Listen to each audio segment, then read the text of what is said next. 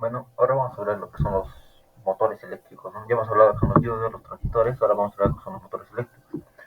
Rápidamente, por ejemplo, acá en esta imagen podemos ver cómo los motores eléctricos están acá en la parte posterior de un camión, por ejemplo, y mediante este se van a conectar a los mandos finales, ¿no? Luego podemos ver acá una clasificación de los motores eléctricos que pueden ser de corriente continua o de corriente alterna. Acá se ha resaltado lo que son de corriente alterna porque son los que se usan, ¿no?, más que todo en la maquinaria pesada. Ahí hay de síncronos y lo que son asíncronos. Ahora, en el siguiente tiempo vamos a hablar de lo que son los motores de corriente alterna asíncronos, ¿no?, tanto de jaula de ardilla así como de rotor bobinado. Entonces, en esta imagen, por ejemplo, vamos a explicar lo que son las partes que tienen un motor eléctrico. Rápidamente, por ejemplo, así, este motor eléctrico es un motor eléctrico de jaula de ardilla. ¿Por qué? Porque, como podemos ver acá, tenemos un estator bobinado, nos indica ahí estator bobinado, y un rotor, pero el rotor no está bobinado, es decir, que es de jaula de ardilla, ¿no? Ahora, las partes, la caja, acá tenemos una caja de conexión principal, que es la bornera, es donde llega y va a llegar el flujo de corriente, ¿no? De una fuente llega el flujo de corriente y va para hacer un campo magnético. Acá cuando llegue, va a formar un campo magnético en el estator que está bobinado. Y ese campo magnético, por ser una jalo de ardilla, puede tener, va a hacer que el rotor sea inducido y va a girar el rotor. Ahora tenemos acá lo que son un rodamiento trasero y un rodamiento delantero. Estos dos son importantes porque si estos fallan, es muy probable que el motor eléctrico sufra una falla muy grave, ¿no? Porque esos rodamientos, tanto el trasero como el delantero, deben estar siempre en constante mantenimiento, deben estar lubricados para que el rotor pueda girar libremente y de una manera adecuada. Seguidamente tenemos lo que es el disco de equilibrado, que puedes ver tiene unas pequeñas agujeros, ¿no?, en su superficie, que su función es que cumple una función de amortiguación, ¿no? Cuando el motor eléctrico está funcionando, va a disminuir la vibración que esté generando para que este pueda funcionar de una manera adecuada, ¿no? Después tenemos el ventilador, que va a aprovechar lo que es el giro del rotor cuando ya está inducido. Al momento de girar el rotor, se aprovecha el ventilador, aprovecha ese giro y también va a girar, haciendo que todo esos, el aire que puede estar, la ventilación que pueda dar, va a ir hacia los álabes de la carcasa, reduciendo la temperatura que puede estar teniendo el motor eléctrico.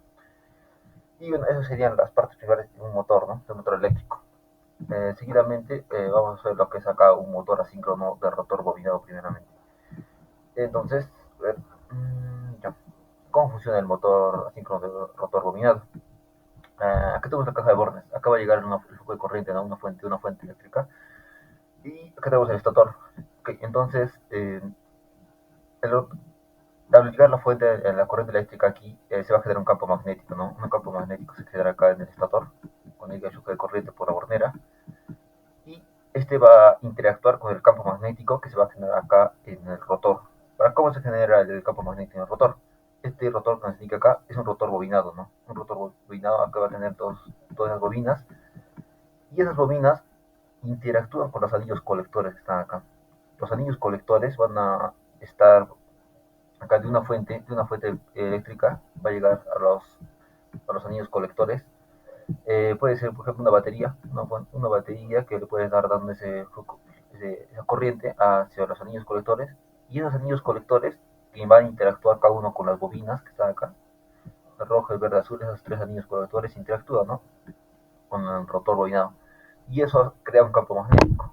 Para ese campo magnético que se genera en el rotor interactúa con el campo magnético del estator, y eso hace que el rotor gire y se genere, ¿no?, lo que es, y funciona, ¿no?, lo que es el motor eléctrico, ¿no?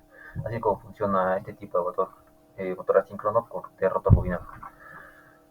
Ahora, y por último tenemos lo que es el motor asíncrono de tipo de jaula de ardilla. ¿Cómo funciona este? La ventaja es que ya no necesitamos que el rotor esté bobinado, ¿no? ¿Cómo funciona? Igual que el anterior, lo que es el estator, acá tenemos la caja de Bornes, llega lo que es el flujo de corriente, de energía eléctrica al estator, se genera acá un campo magnético, y este campo magnético ya no interactúa con un rotor bobinado, ¿no?, como es en el anterior motor que se explicó, sino que el rotor ahora es hecho de un material que, la jalo, está en una jalo de ardilla, que es hecho de un material que es fuertemente inducido cuando se genera un campo magnético. Entonces, cuando el rotor tiene una jalo de ardilla, cuando está aquí adentro, eh, este material que está acá, la jaula de ardilla, es inducido por el campo magnético del estator, haciendo que el rotor gire, ¿no? Entonces ya no necesita ya de los anillos colectores y una fuente externa que también que haga funcionar los anillos colectores. Es así como se funciona un motor de jaula de ardilla, motor asíncrono de jaula de ardilla, ¿no? Es más eficiente se podría decir, ¿no? Entonces, eso sería todo por esta parte de acá, ¿no?